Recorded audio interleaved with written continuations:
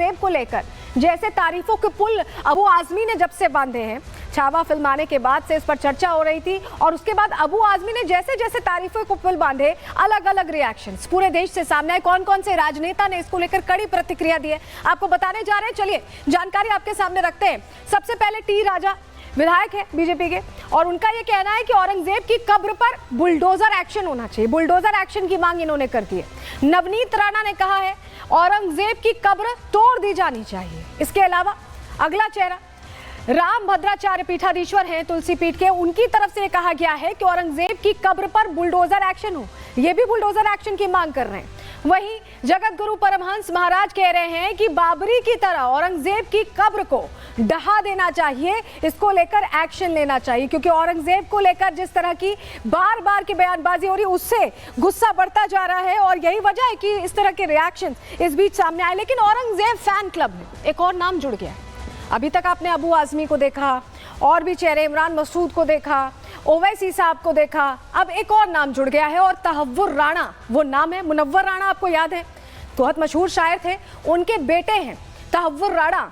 वो क्या कह रहे हैं, वो कैसे कूद पड़े इस विवाद में, सुनिए जरा, समझिए। दरअसल अबू आजमी का बचाव करने लगे तहव्वुर राणा, उनके बचाव में उतर आए और कह रहे हैं, तबरेज राणा दरअसल ये कह रहे हैं कि औरंगजेब 48 साल का जो शासन कर रहा है वो बहुत अच्छा शासन था, उसकी वकालत करते तबरेज दिखाई दिए। कत्लेआम और मंदिर तोड़ने पर उन्होंने सवाल उठा दिया। तबरेज राणा ने सरकार पर भी हमला बोला, मौके को चूका नहीं, उन्होंने सरकार पर प्रश्न खड़े किए। सरकार के पास गिनाने के लिए उपलब्धियां नहीं है, तबरेज ये कह रहे हैं, और इसीलिए पुरानी बातों को उकेर कर भटका रहे हैं। ये बयान उनकी तरफ से दिया गया। तबरेज राणा ने कैसे बचाव किया है अबू आजमी का, और कैसे एक तरह से 48 साल का जो शासन रहा है औरंगजेब का, उसका भी बचाव कर रहे हैं, उसकी भी महिमा गा रहे हैं। सुनिए जरा। 48 साल हुकूमत की है औरंगजेब ने। 48 साल में अगर वो हमारे हिंदू भाइयों का कत्लेआम करता तो कितने कर लेता, जो चाहता कर लेता, नामो निशान मिट जाता। अगर वो इतना आतंकी होता तो हमारा हाल इस वक्त ये है कि आप मेरा गला दबाइए और मेरी आंखें भी बाहर ना हो, कैसे मुमकिन है? ये तब होता है जब हमारे पास कोई नई उपलब्धि ना हो, तो जब हमने कुछ नया बड़ा अच्छा कुछ किया होता तो हम ऐसे माजी में नहीं जाते। माजी मतलब पास्ट में। लेकिन जरा आपको बता देते हैं कि इतिहास के पन्नों में क्या लिखा है, और जितने भी औरंगजेब फैन क्लब के लोग हैं जरा वो ये इतिहास के पन्ने देख भी लें। अलग अलग किताबें हैं और सब में जिक्र है औरंगजेब का। यहाँ पर जरुनाथ सरकार की किताब थी a short history of Aurangzeb. इसमें क्या लिखा हुआ था कि भारत को इस्लामिक स्टेट बनाना चाहता था, इस्लाम के तहत चलने वाला देश बनाना चाहता था, और इसे जो नहीं मानता था उसे मौत की सजा दी। दूसरे लेखक शिबली नोमानी हैं, इनकी किताब है औरंगजेब आलमगीर पर एक नज़र, और उसमें क्या निष्कर्ष लिखा हुआ है, औरंगजेब धार्मिक नहीं राजनेता था। धार्मिक बिल्कुल नहीं था, राजनेता जैसा था, और उसी तरह से चलाना चाहता था इस्लामिक राजनेता के तौर पर। तीसरी किताब लेखक है मलय राज चौधरी, बंगाली कवि हैं ये, और इनकी किताब में ये लिखा हुआ है कि कम उम्र में ही मूर्तियां तोड़नी शुरू कर दी। तो जो लोग हिसाब बता रहे हो, वैसे साहब कह रहे थे कि 80 मंदिर ही तोड़े, वो समझ लें कि कम उम्र से ही मूर्तियां तोड़ रहा था, और शरिया कानून से देश चलाना चाहता था। गैर मुस्लिमों पर जजिया कर लगाया था उसने। अगले लेखक हैं कॉपलैंड, इतिहासकार हैं ये, और इन्होंने लिखा है कि उसने 3 भाइयों की हत्या की, पिता को 7 साल कैद में रखा, उलेमाओं के पक्ष वाली नीति बनाई, और उसी के तहत देश पर एक तरह से राज करना चाहता था। अगले लेखक हैं रिचर्ड ईटन, इनकी किताब है temple and Muslim state in India. इस पर इन्होंने क्या लिखा है औरंगजेब पर, समझिए। 1 दर्जन से ज्यादा बड़े मंदिर तोड़े, 1 दर्जन से ज्यादा बड़े मंदिर तोड़े, छोटे मंदिरों का तो भाई खाता ही नहीं है।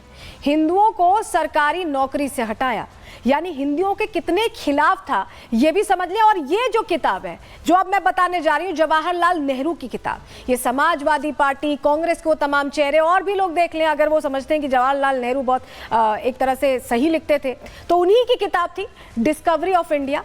और उसमें निष्कर्ष में लिखा हुआ है, जो किताब का पूरा जो मतलब एक तरह से सार है, उसमें लिखा है कि औरंगजेब एक कट्टर शासक था, मुस्लिम शासक की तरह ही उसने काम किया, वो सभी का शासक नहीं था, ये बताया जवाहरलाल नेहरू ने भी अपनी किताब में। तो किताबों में जो लिखा है वो गलत नहीं हो सकता है, और यही वजह है कि इतिहास झूठ नहीं बोलता। अपना इतिहास गढ़ने की कोशिश ये राजनेता करते हैं अपने फायदे की राजनीति के लिए। रिपोर्ट देखिए।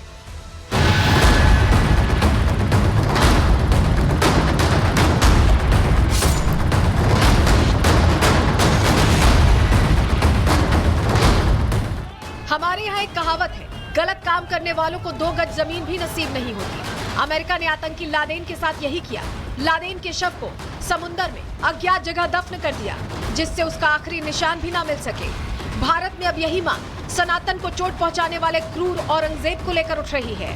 महाराष्ट्र में जहां कब्र बनी है, उस कब्र को खोदा जाए, यदि उसके अवशेष हैं तो उन अवशेषों को अरब महासागर में बहा दिया जाए। औरंगजेब ने भारत पर जुल्म ढाए, सनातनियों पर अत्याचार किया, तो उसने सोचा भी नहीं होगा जिस भारत पर वो शासन कर रहा है, एक दिन उसी भारत में उसकी कब्र तक मिटाने की मांग उठेगी। लेकिन अब समय का चक्र घूम चुका है। आज औरंगजेब ही नहीं, बल्कि हर उस शख्स की शामत आ गई जो सनातन विरोध की बात करता है। संभाजी नगर में जो आज भी औरंगजेब की कब्र है, उसी तरीके से उसे उखाड़ के ये महाराष्ट्र से बाहर कीजिए। जो औरंगजेब की बातें करते हैं, जो औरंगजेब को अपना सो कॉल्ड फादर बुलाते हैं, उनको भी सबक सीखनी चाहिए कि महाराष्ट्र में औरंगजेब की नहीं, यहाँ पर छत्रपति शिवाजी महाराज के विचार चलेंगे। अब वो समय आ गया है, महाराष्ट्र का ही नहीं भारत के हिंदू की डिमांड है उस औरंगजेब की खबर पर बुलडोजर जल्द से जल्द चढ़ाए।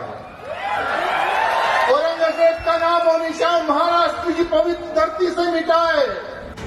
महाराष्ट्र सपा के अध्यक्ष अबू आजमी ने औरंगजेब को महान बताने की कोशिश की, जिससे देश का गुस्सा बढ़ गया। देश भर में अबू आजमी के खिलाफ प्रदर्शन शुरू हो गए, यहाँ तक कि उन्हें महाराष्ट्र विधानसभा के बजट सत्र से निलंबित कर दिया गया है। अब हालात ये है कि देश के गुस्से के सामने अबू आजमी की सफाई और माफी भी काम नहीं आ रही है। दिखाई जा रही है। औरंगजेब रहमतुल्लाह अलैह ने बहुत सारी मंदिरें बनवाई हैं। औरंगजेब क्रूर शासक नहीं है। बिल्कुल क्रूर शासक नहीं बनता। कोई हिंदू मुस्लिम की लड़ाई नहीं थी। औरंगजेब के ज़माने में भारतवर्ष जो है सोने की चिड़िया था।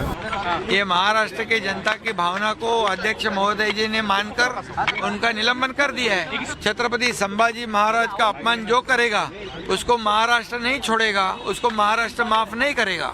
देश का माहौल बदल चुका है, लेकिन अभी भी कुछ पार्टियां और उनके नेता तुष्टीकरण के चक्कर में मुस्लिम आक्रांताओं के कसीदे पढ़ने से बाज नहीं आ रहे। अब देखना यह है कि औरंगजेब की कसीदे पढ़ने वाली समाजवादी पार्टी का आने वाले चुनावों में क्या हाल होता है। Bureau report, Republic Bharat.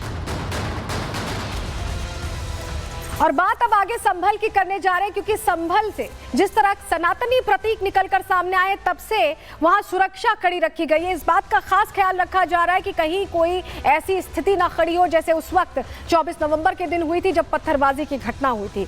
लेकिन अब क्योंकि होली आ रही है और बड़ी बात यह है कि उस दिन नमाज भी होगी, जुमे की नमाज होगी, और ऐसे में ये चर्चा तेज है कि कैसे यहाँ का सौहार्द मेंटेन रखा जाए, और प्रशासन इसको लेकर कोशिश कर रहा है